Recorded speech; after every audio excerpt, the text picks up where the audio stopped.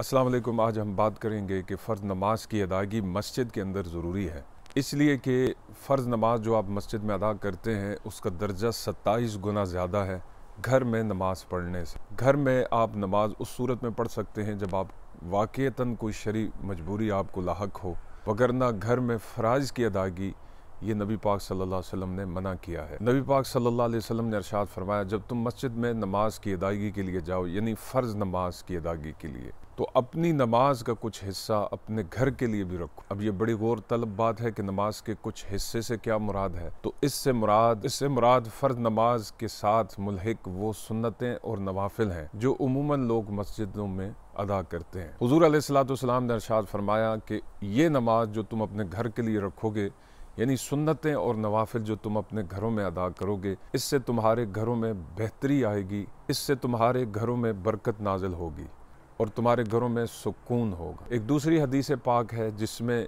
कुरान की तिलावत का भी हमें हुक्म दिया गया है अपने घर में। हुज़ूर अलैहिस्सलातु वस्सलाम ने इरशाद फरमाया कि अपने घरों को कब्रिस्तान न बनाओ, यानी कब्रिस्तान में हर तरफ खामोशी ही खामोशी होती है, कहीं दूर दूर तक किसी चहल पहल का अता पता नहीं होता। तो जिस घर में कुरान न पढ़ा जाए और जिस घर में नमाज न पढ़ी जाए, उसकी भी मिसाल उस कब्रिस्तान की सी है। आका अलैहिस्सलातु वस्सलाम ने इरशाद फरमाया, अपने घरों को कुरान की तिलावत और नमाज से मुनव्वर करो, आरास्ता करो, इससे अल्लाह रब्बुल इज़्ज़त की रहमत ख़ास तुम्हारे घरों पर नाजिल होती है।